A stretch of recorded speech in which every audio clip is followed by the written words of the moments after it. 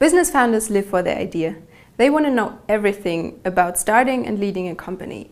However, most of them don't like bureaucratic stuff.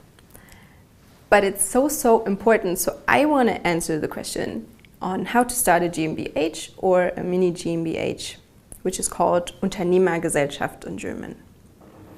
The first step is that you think about all the important things before starting. One thing is funding. If you want to apply for a loan from a business development bank, you should really do that before registering because you cannot use many programs after starting your business. The second point is licenses. For many professions you need licenses in Germany, and if you want to find out whether this is the case for you, you should call the local authorities or, for example, the chambers of commerce or the chambers of crafts. The third point is that there's a differentiation between being a freelancer and starting a Gewerbe in Germany.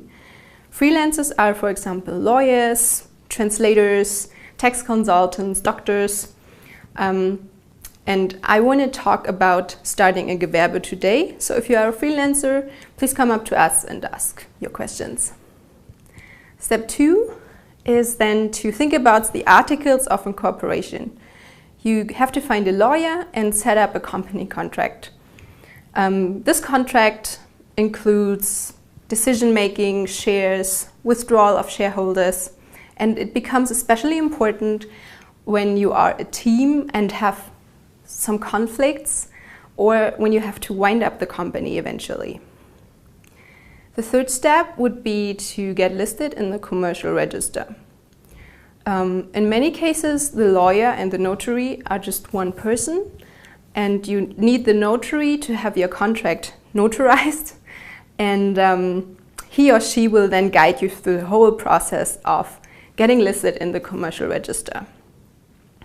Step 4 is to register at the local authorities called Gewerbeanmeldung.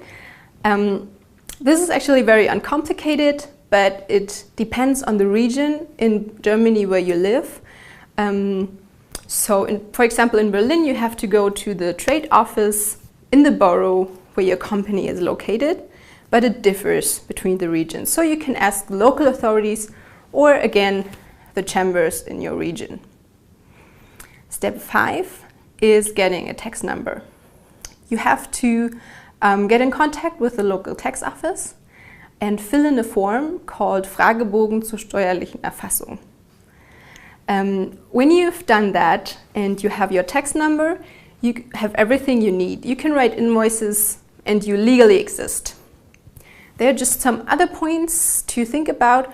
One thing I want to mention is social insurance. You are obliged to have a health insurance in Germany, and you are obliged to call the German accidents insurance and ask them whether you have to become a member. It's just one call, it's very uncomplicated.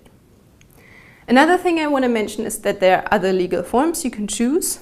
The GmbH and the Mini-GmbH are capital companies. So you have a limited liability and your name is protected on a regional level. There are companies which are cheaper and faster to start than the GmbH and the Mini-GmbH. For example, the sole proprietorship for one person, or the GbR, the Gesellschaft bürgerlichen Rechts, for several persons. You only need the Gewerbeanmeldung and a tax number and you can start.